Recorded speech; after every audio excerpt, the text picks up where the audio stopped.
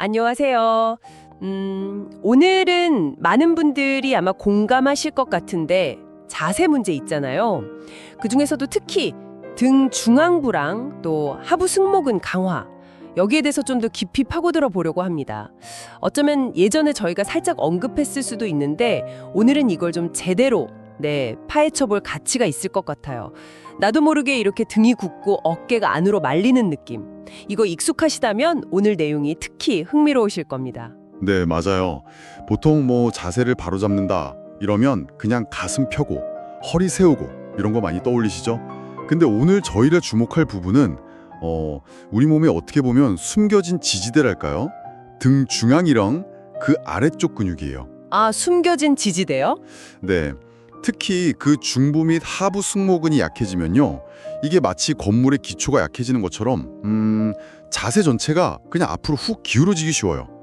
특히 요즘 현대인들 오래 앉아 있잖아요.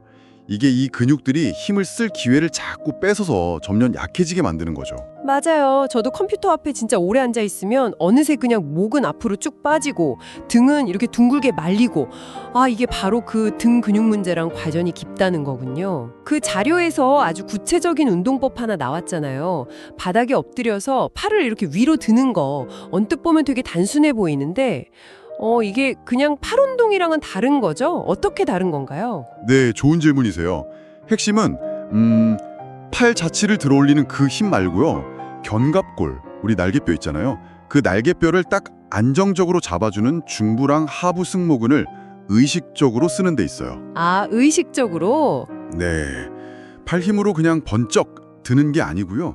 등 중앙부 근육이 견갑골을 아래쪽 그리고 등뼈 쪽으로 이렇게 당겨주는 느낌. 그 느낌으로 수축을 시키면서 팔이 그냥 자연스럽게 스르륵 따라 올라오도록 하는 거죠. 아하. 그러니까 팔을 드는 건 그냥 결과적인 움직임이고 실제로는 그 날개뼈, 견갑골을 아래 그리고 뒤쪽으로 당겨서 딱 고정시키는 느낌. 등이 쫙 펴지고 어깨가 이렇게 열리는 그 느낌에 집중해야 한다는 말씀이시군요. 정확합니다. 제가 예전에 등 운동할 때는 그냥 등 전체를 쫙 펴라지 이것만 생각했는데 그게 아니었네요. 오히려 구부정한 자세를 만드는 그 힘이랑 완전 반대 방향으로 좀 섬세하게 근육을 써야 하는 거군요. 그렇죠. 팔의 움직임 자체보다는 그 견갑골 주변 근육의 제어력, 이걸 키우는 운동이라고 보시면 돼요.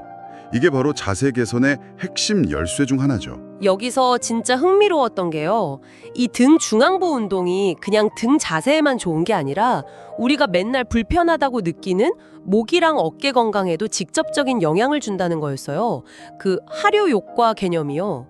이건 좀 이외였는데요? 네, 맞아요. 이 부분이 오늘 이야기의 핵심 통찰이라고 할 수 있습니다. 많은 분들이 목 아프다, 어깨 아프다 하면 그냥 그 부위 막 주무르거나 스트레칭 하시잖아요. 그쵸. 저도 맨날 그러는데요. 근데 자료들을 보면 근본 원인 중 하나가 정말 예상치 못하게 등 중앙부의 조용한 약화에 있다는 점을 다들 지적해요. 그러니까 등 중앙부가 이렇게 딱 받쳐주지를 못하면요. 그 불안정성이 바로 위쪽, 목이랑 어깨로 그냥 바로 전달이 되는 거예요. 그래서 과부하가 걸리는 거죠. 즉, 아픈 부위가 아니라 그 원인이 되는 먼 곳의 안정성을 찾는 거.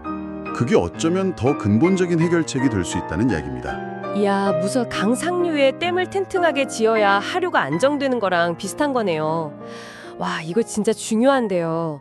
목이나 어깨가 계속 불편하면 그 원인이 어쩌면 등 중앙에 있을 수도 있겠구나. 이걸 꼭 기억해야겠어요. 그럼 혹시 내가 이 근육이 좀 약한가? 이렇게 간단히 알아볼 방법 같은 것도 있을까요? 네, 아주 간단한 방법이 있긴 한데요. 엎드려서 아까 그 팔 든 자세 있잖아요. 네. 그 상태에서 다른 사람이 위에서 팔을 아주 살짝만 눌러보는 거예요. 근데 그때 별다른 저항 없이 팔이 쑥 내려간다. 그러면 중하부 승모근이 좀 약한 게 아닌가 의심해 볼 수는 있어요. 물론 이건 어디까지나 간이 테스트고요. 정확한 건 역시 전문가와 상담하시는 게 제일 좋습니다. 그렇군요.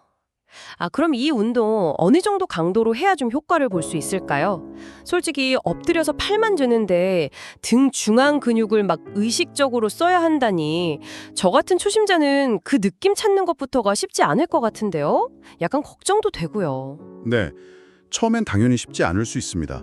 그래서 횟수나 시간을 막 늘리는 것보다는요.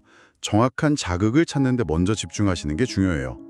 처음에는 한 3초에서 5초 정도, 그 정도 자세를 유지하면서 한 8번에서 10번 정도 반복하는 걸 2세트나 3세트 정도 시도해 보세요. 3초에서 5초 유지, 8번에서 10번 반복, 2에서 3세트. 네.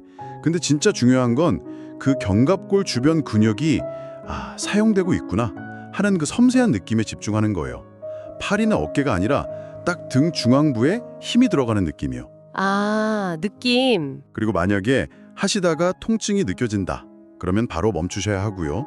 개인의 상태에 맞춰서 조금씩 점진적으로 조절해 나가야 합니다. 무리하시면 안 돼요. 네, 알겠습니다. 등 중앙부의 이 작은 근육들을 좀 깨우는 게 생각보다 우리 몸 전체의 자세나 목, 어깨 건강에 정말 큰 영향을 줄 수 있다는 점 오늘 확실히 확인했네요. 오늘 나눈 이야기들이 저희 청취자 여러분께도 좀 새로운 관점을 드렸기를 바랍니다. 결국은 아주 작은 변화가 생각지도 못한 큰 결과를 가져올 수 있다는 점인 것 같아요.